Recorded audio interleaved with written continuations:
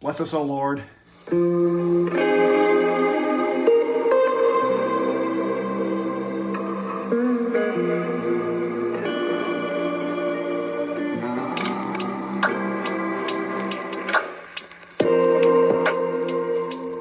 Hello everyone, and welcome to Bound in Prose. I am your host Matt, and today I'm with my younger brother Justin. We've decided that we're going to make some poor life choices for this video. Today we're bringing you the video that has been promised for quite a while. We are finally both done with the Farseer Trilogy by Robin Hobb. Yes, we both have our own sets, and so we're going to sit here and chit-chat about it a little bit. We've also decided that we're going to up the ante a little bit this week, and we're going to eat some fire noodles while we discuss this great book series. Is this a good decision? I doubt it. Well, shall we go ahead and dig in? First bite. How are you with spice? I'm okay with spice. Not as of recently. Hold on. We got to pray over this meal. Lord, don't let it kill us. Okay. Right. Cheers. Wow, you're going big for the first one. Go big or go home, That's brother. true. All right, here we go. Get a little bit more on the board. I don't think that did anything, but here we go.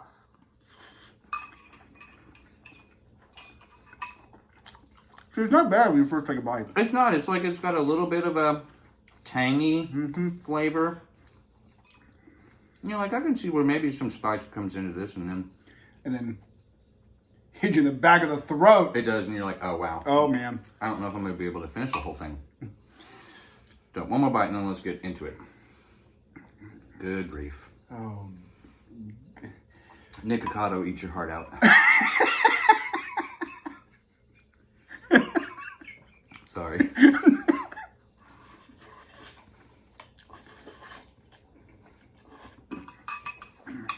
All right. So, the Farseer Trilogy, excuse me, the Farseer Trilogy, like we said, is written by Robin Hobb. And it is the first in a trilogy, not first in a trilogy, first in a series, it's already, like, I already can't think. First in a series called Realm of the Elderlings. So, the three big books in the series are Assassin's Apprentice. Your copies are so stellar. Those look so nice. Then we have Royal Assassin. And then we have Assassin's Quest. So these are the three books that make up... It's already hit me. These are the three books that make up the Farseer Trilogy. Would you like to add anything? My mouth's hot. Yeah. No, so the Farseer Trilogy was recommended to me by a couple different people. I saw a lot of reviews online of the Farseer Trilogy, actually the Realm of the Elderlings as a whole. And about over a year ago, I was like, I saw a lot of book reviewers doing them. I was like, let me go and take a swing at it. So I picked this up. I picked Assassin's Apprentice up. I didn't know anything about this series as a whole. Didn't know if I would continue it, but I was like, let me just check it out. So I picked this up and I read it within 10 days. You read the first one super quick. And it was like, immediately it was just this great world building, these great characters. You start off with a character named Fitz. He is the main character in the Farseer Trilogy. And I think later down the road he comes back too, but yeah. You okay? So, Fitz is left on the doorstep of a church, I believe, at the very beginning. Yes. He's basically orphaned in the very beginning, and he is taken in by this stable master for the castle of this place that they live. Where do they live? I'm sorry. Buckkeep is where they live, and he is taken in by the stable master and basically put in with the dogs in the very beginning. And so very early on, you start to kind of get the sense of some of the magic that's going to occur in this series.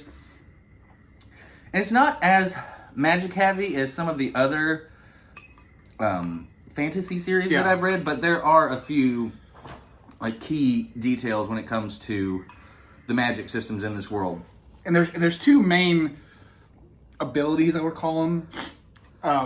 One is called the wit. Yes. And the other one is called the skill. They're the two main abilities I think build up in the world, or the two main magic systems that are in this world. Yeah, they're both very interesting, but they're both very completely separate. I mean, they're not, one is the wit, you can talk to animals, and the skill, like you can reach out to other people with the skill and talk to them and communicate with them. And it basically boils down to like telepathy, but there's a little bit more to it than just that. But it basically boils down to telepathy. Right. And so, pretty early on, Fitz has this, forms this bond with a dog. Mm-hmm. And he doesn't understand it. He's really young. Thank you. But the stable master understands what's going on, that Fitz is basically using the wit. And to him and a lot of other people, it's like the more abominable of the two magics. And so the stable master kills the dog. Right. And basically tells Fitz, like, don't ever do that again.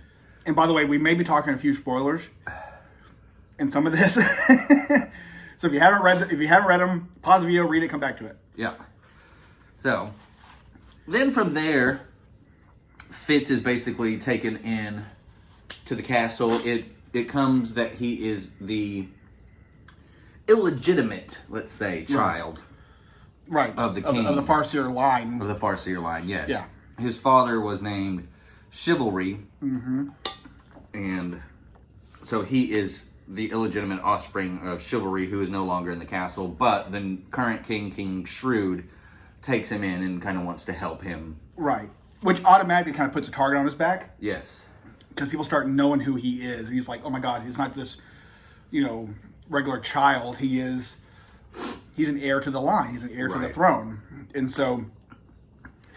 Then all of the political intrigue ensues. Mm-hmm. So I'm going to let you talk about this a little bit more. Mm-hmm. But fairly early on, once he's taken into the castle, he is befriended by a very mysterious figure that comes to him to teach him the art of being an assassin. Right. So the character he's referring to, his name is Chade. Chade is the royal assassin. And his job is to take the king's bidding and to kill and do whatever the king wants. And basically, he takes Fitz and he takes him into this mysterious area that the castle is hidden. And it is revealed that Fitz is going to become an assassin. Yeah. And so he starts learning from Chade the ways of the assassin, how to kill, the best way to do it. But it's interesting because Fitz, because he has the wit, because he has that ability, it adds a whole nother level of dynamic to him as an assassin. Right. So some of the other characters that inhabit Buckkeep Palace, or anyways, the other two princes, there is Prince Verity and Prince Regal. Yes. And they both have very different approaches and opinions of Fitz. And it creates a lot of political intrigue and who is on his side and who is not.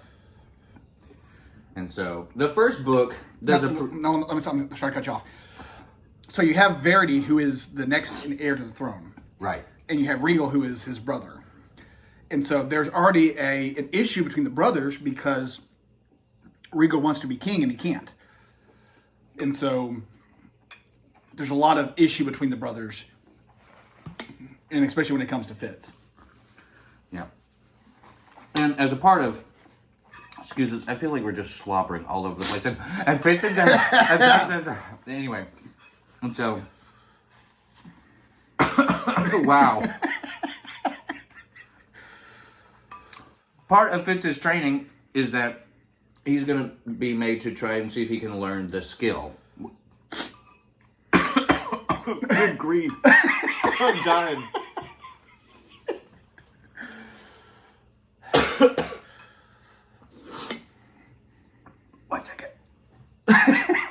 I kid you not, I already have a tear running down my cheek. This better get views. Y'all better watch this. Like, comment, subscribe. Follow for more videos. Okay. So Fitz goes to learn the skill. And yeah, he does. the master that he learns under is called Galen. And Galen takes an instant super dislike to Fitz and basically makes learning this skill incredibly difficult and painful. And basically burns it out of him. Like almost destroys him from being able to use it effectively. Well, and it feels like everyone is against Fitz. Because they see him as a threat. Right. Even the former, queen, I guess. She was married to Fitz's father, but she still lives in the castle, Lady Patience. And, I mean, while we're talking about that, so now that you've heard some of the character names, very interesting character names. At first I was like, this is kind of lame.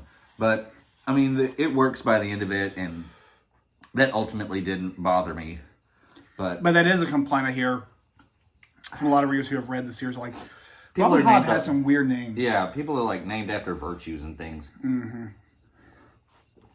So, there cannot be this many fire noodles left. You still got quite a bit too. So anyways, the first book kind of sets up all these relationships and things. And it is really interesting. You're thrown into this new world. And there's a lot of that, like we said, that political intrigue going on. And Fitz goes and he does a couple assassinations in the first one. But it's not too assassin heavy. And then the ending, I thought was really good. You kind of start to see what sort of a person Fitz is and how intelligent he is. And so, super spoilers here. If you have not read it and you're interested in it, go read it first, at least this portion.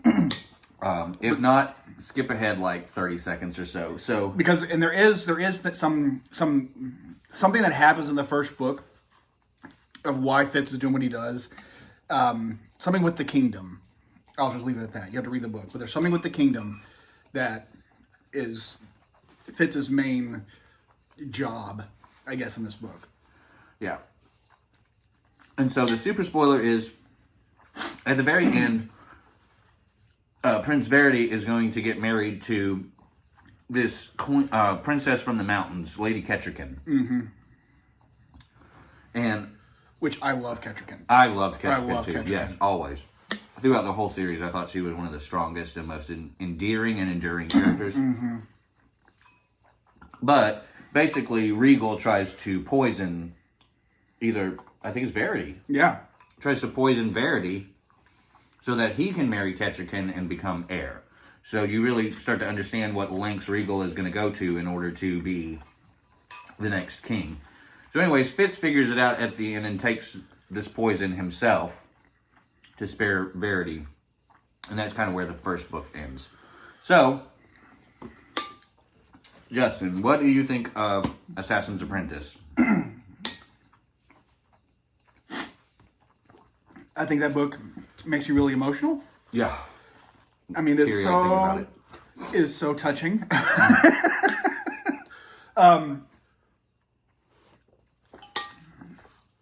For me, that was the strongest book in the Farseer trilogy. Really? I think so. I think it puts you in a good spot. A lot of great world building. I love the characters. I love the development.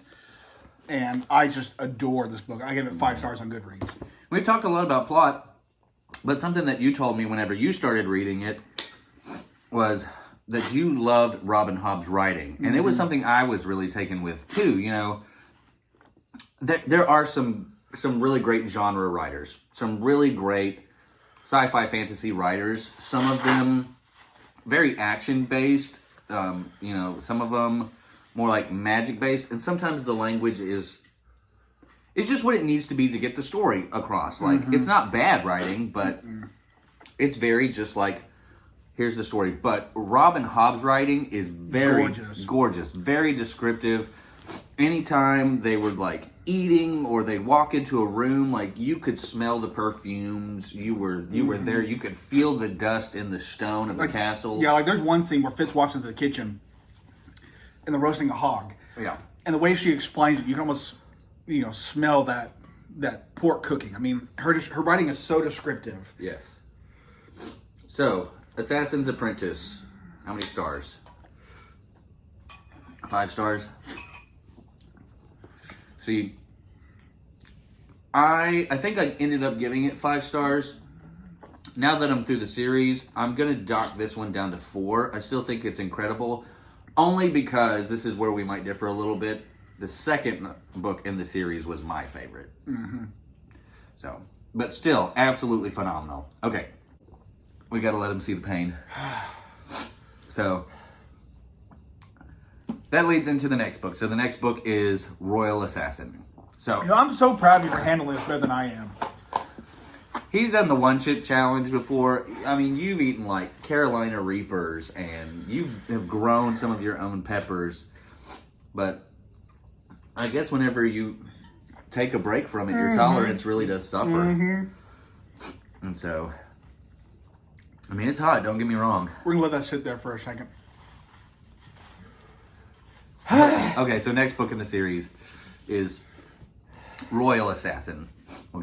And it picks up pretty much where the first book left off. I mean, Fitz is still in really bad shape from what happened at the end of the first book, but he is ultimately taken back to Buckkeep, and this is where the outside threat starts to come into play a bit more.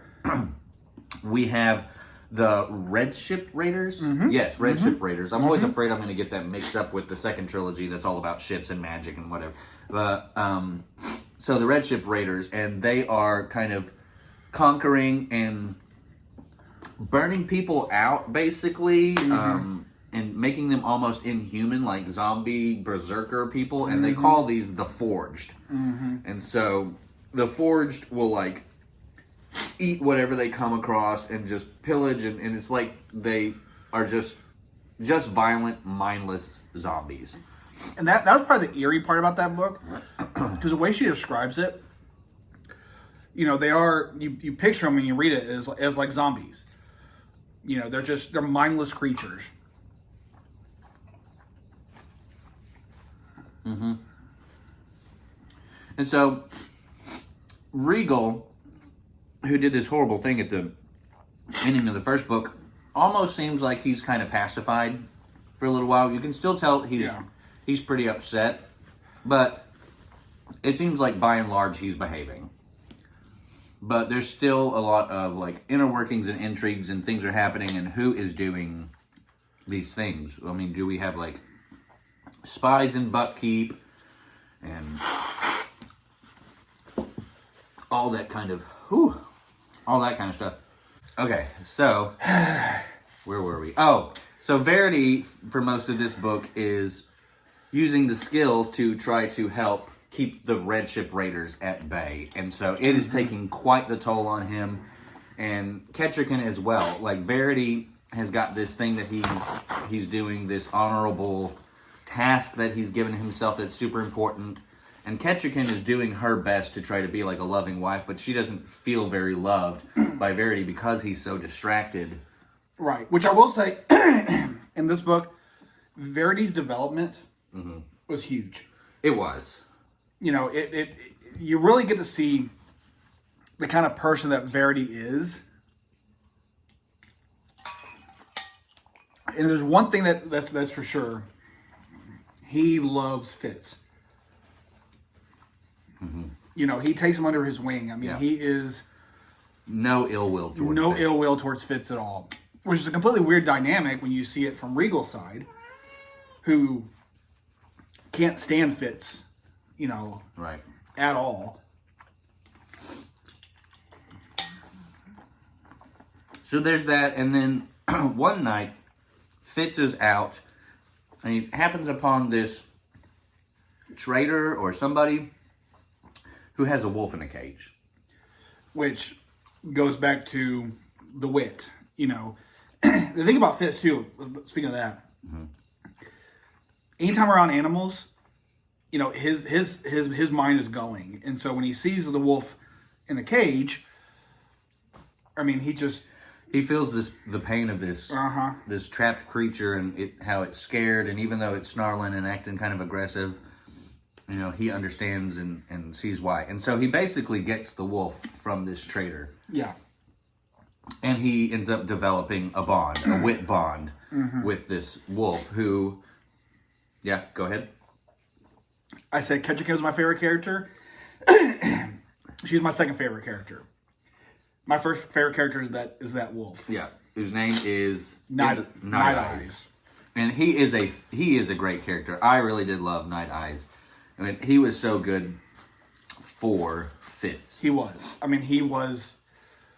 Only way I can describe it, he was his therapy.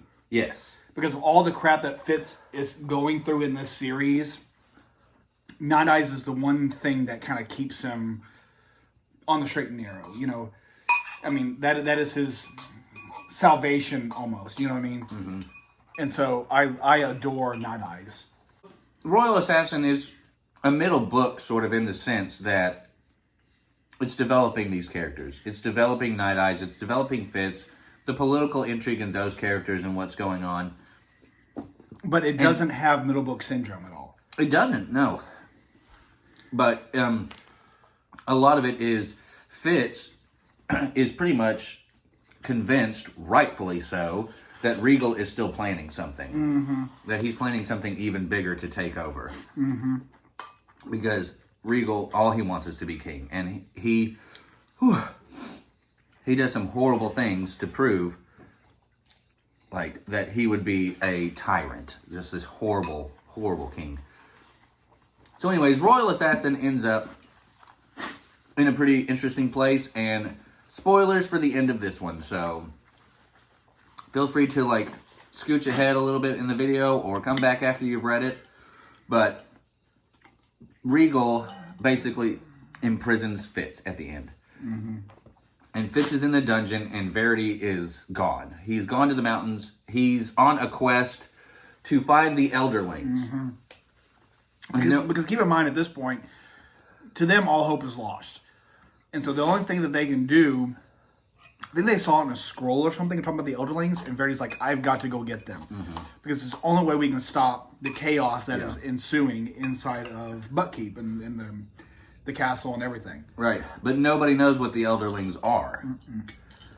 It's been written about, and so there's very little clues as to how to find them and what to do. So Verity goes off on his quest. And they don't even know what they are right. at that point.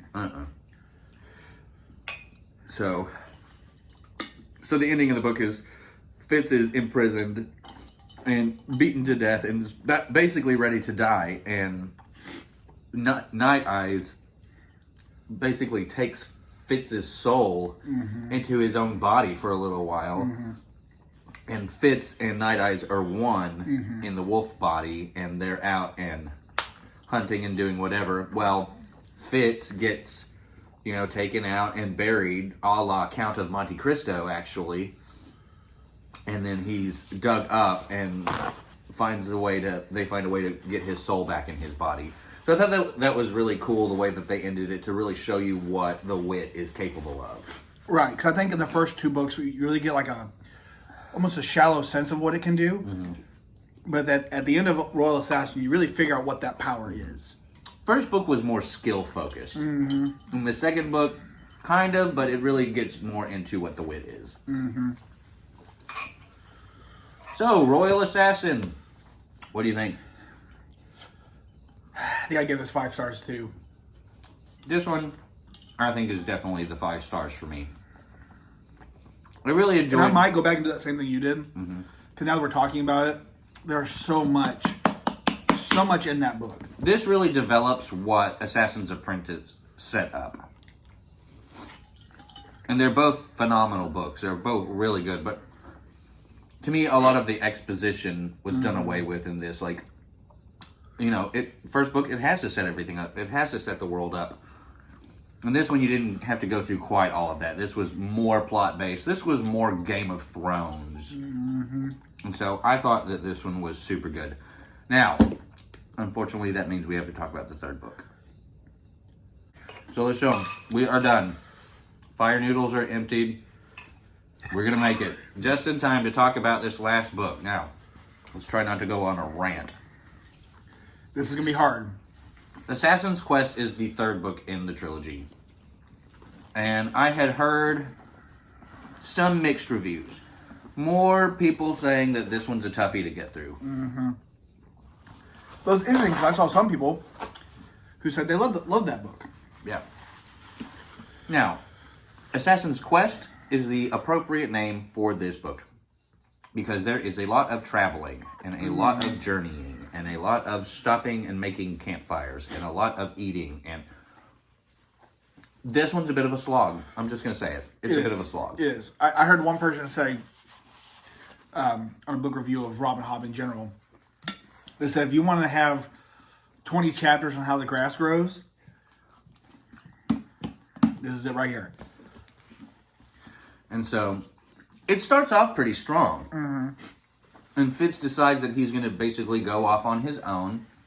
And his quest is to get his revenge against Regal and set up Verity. That, and not only that, but at this point, nobody knows where Verity is. Right. He's just random up in the mountains, maybe. And so Fitz is like, I got to find Verity because Verity is the only way that we can fix everything. So it just keeps on building. And so he goes at the very beginning and he's fighting Regal's coterie, and what was one of the coterie members? So the coterie is like Regal's inner circle of people that can use the skill for him. And so there's one of them in particular, I think his name was Will, scary. And Justin, actually, wasn't he? I want to say there was a Justin in there. Yeah, there was a Justin there.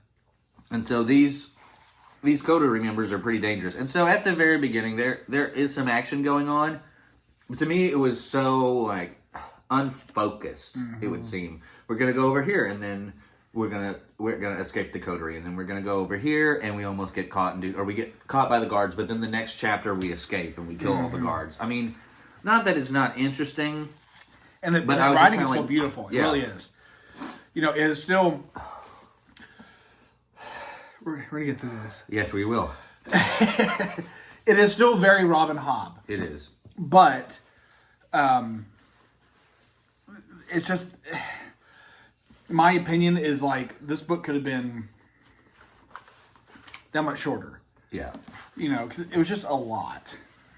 Well, and you spend all that time at the beginning kind of doing this, and then it takes this super left turn, and you get introduced to all these new characters that are on this journey with Fitz. There's a minstrel, that she's following Fitz because she's trying to write the perfect song or this big song that's going to make her famous. And there's this elderly lady who you don't really understand her motivations until the end of it. Mm-hmm. Which is another thing. When you read Assassin's Quest, there are several characters that will come up in that book that have never been mentioned ever. Yeah.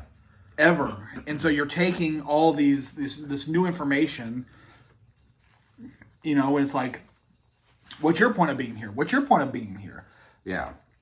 And so it's just a really odd tonal shift there for a while. Because the first two books, you're in Buckkeep, and you've got these characters playing off of each other and, all this, shadowy intrigue kind of stuff. And then this book is like, I'm going to go walking with some new friends. And that's kind of what it feels like. That's exactly what it feels like. Which may be your thing, may not be our thing. For us, it was not our thing. No. But I will say that it is all, resolved at the very end of the book. It is. Because you find out some information about those characters that play a really intricate part in the storyline, but for 400 pages, you're just... Yeah. We both hit a reading slump about midway through this book. Mm-hmm. And so, about midway through the book, it was really tough to want to pick it up. And it was just like, I just got other things that I want to do, I'd like to do. Which is no hate on Robin Hobb whatsoever. No. It was completely different than what the other two were. But it kind of takes the wind out of your sails a little bit. It does. Because you're used to her writing, and the other two books are just, totally just all the time. Yeah. And then this one is not. Yeah, this one's sort of meandering. And then it was about the time when all the characters, because they walk around a lot. And then Night Eyes leaves for like 100, 150 pages or something, and he's one of your favorite characters.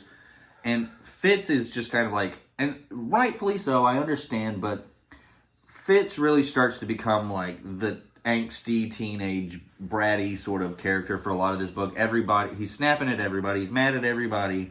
I mean, and so, anyways, it was right about the time when they start heading up the mountains. I was like, okay, it's going to get, like, interesting again. And it takes, like, 150 pages to hike up the mountain. Right, right. And still have no clue where Verity is. Yeah. It's just, there's so much dead space in this book. And so, but then you get to, like, the last 100 or so pages, and you start to figure out what the Elderlings are, and you find Verity, and... You know, things. The Fool. We haven't even talked about the Fool. So the Fool, that's the one thing I'll give this book. The Fool is so interesting in that book. Yeah. Because you figure out who he is, his history, his lineage, where he came from. Yeah. And it really makes you love the Fool. Yeah. You know, it's so hard to say what your favorite character is in this book. Because, I mean, for me, there's three. It's Ketchikan, Night Eyes, and the Fool. Yeah. And I just, you know, love them all. And the cool thing about the Fool is that you really see what he feels for Fitz. Yeah. In that book, which is not really expressed in the first two. Even though he may feel that way, it's not told. Right. But you figure out that the Fool is behind Fitz 100%. Yeah. This was yours. It was a terrible idea. So, anyways, my goodness. I am the weakling here, y'all. My God, you just see snots everywhere. Well, we're going to go through... Okay. So, his fire noodle bowl is now full of tissues. And I've already drank, and I'm on my water now. This was my tissue. So I will take the victory here because it is the first time ever I've had a spice victory over Justin. So, but anyway. And I will gladly give it to you. Yeah.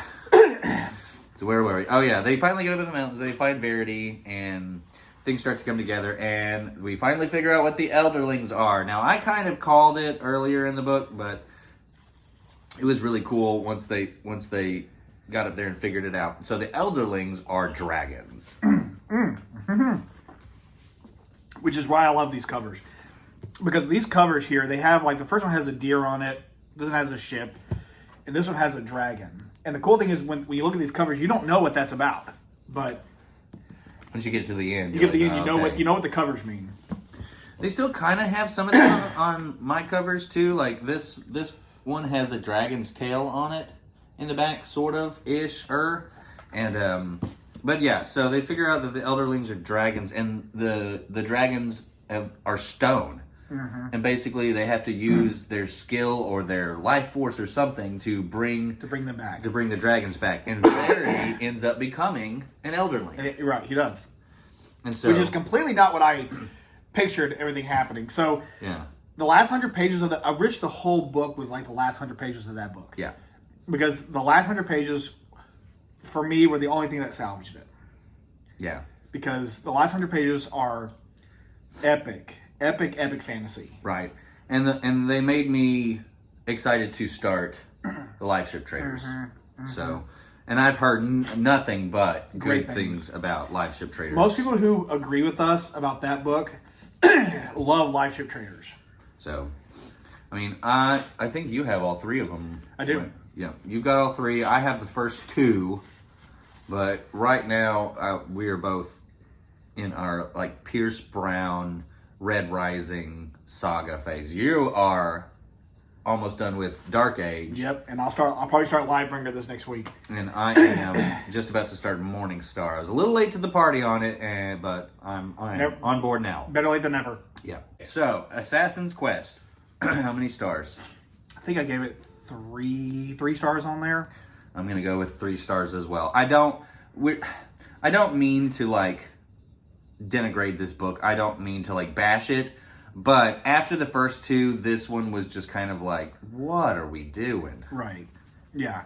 So And again, it was still a good book, and don't let it discourage you from continuing on in the series or actually reading this book. yeah. Pick it up, read it. You may have a different opinion than us. You may feel different than the way that we felt on it. Yeah. But Just anticipate that it's very different than the other two. Right. Whether you think that that's a good or a bad thing, it is quite different from the other two. but let me, and just encouragement, when you get to like that part in the book, and you're like, oh my God, where's it going to go? Trust me, keep on reading, keep on reading. If you listen to Audible like I do, throw it up a couple of notches on speed, get through it, because I promise you, the last 100 pages of this book salvages it and makes it epic. Yeah. As far as the whole storyline goes. Right. Okay, so now Farseer as a whole. Farseer as a whole. Yeah. What would you give Farseer as a whole?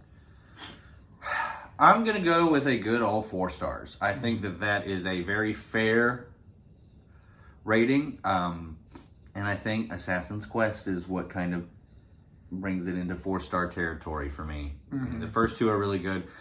Plus, I mean, you know, we've also read, like, we're both, like, Stormlight Archive fans. Oh, yeah. And so, you know, 4 stars is not a bad rating at all. No. But there are other series that I have read that I just can't quite put this on the same level. I mean, Wheel of Time. Like, I can't, you know, even though Wheel of Time has its slow, boring books. But yeah, I think 4 stars here, and very much looking forward to getting into Live Ship Traders at some point. So what about you? I may differ a little bit. I would still give the series as a whole 5 stars. Because to me, that the low point in the book still doesn't, at least for me, it doesn't diminish the star rating because of it too much. Because I feel like a lot of things that we learn are going to come back later in the realm of the Elderlings. Yeah. And so, and again, I don't know that because we haven't read any more of it, but I think because Assassin's Apprentice and Royal Assassin were so strong, and even this with just a lot of world building and a lot of adventure and a lot of quest is involved, I still think those 2 books are very powerful, and I think the ending of this book is very strong. And so I would still give Farseer as a whole 5 stars, or at least 4.5. Yeah. You know, so that's where I would, because I still think, you know, because if you look at the back of the books, or the size of the books, you'll see there's a quote from George R.R. Martin. And so, I mean, if he wrote a quote on it, I mean, that's a statement right there. Mm-hmm. And so, fantasy as it ought to be written. Now, I like that one, and it's on all 3 of mine, but I really like this one too, and I completely agree. The quote on the front of Royal Assassin says, Hobb continues to revitalize a genre that often seems all too generic, making it new in ways that range from the subtle to the shocking. I think that is an absolute perfect encapsulation of what, you know, I felt about it. And on this one, it's an exceptional combination of originality, magic, adventure, character, and drama. And this book did have all of that. So even though it was a beast to get through, I love Farseer. I love Farseer. And I wonder if, my opinion, like you're saying, like we never know what's going to come back later or what this is setting up. So, I don't know, it might be one of those things that I look back after we've done more of the other trilogies, and I'm just like, no, that it perfectly sets up everything else. Mm-hmm. But, yeah, I mean, like I said, 4 stars. And I've said in some of my videos here recently, I want to try to be a little bit more conservative with what I give 5 stars.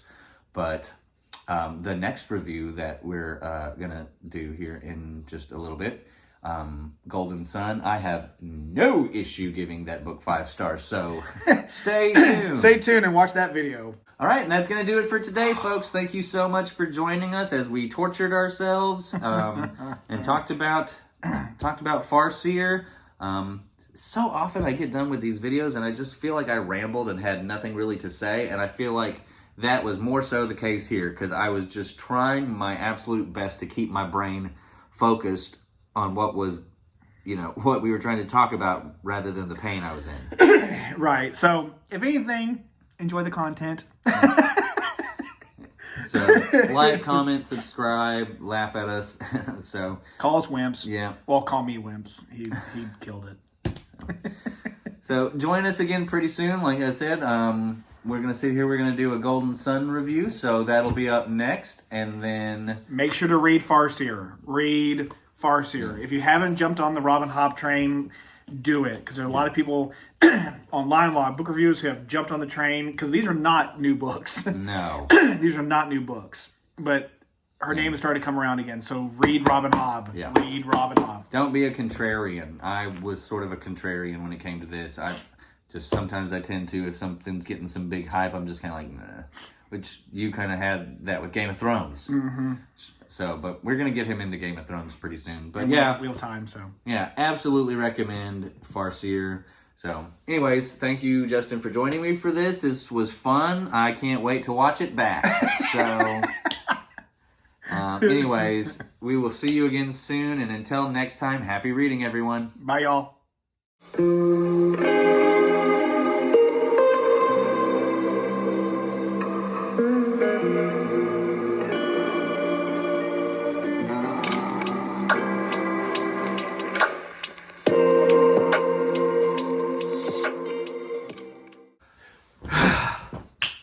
Yeah!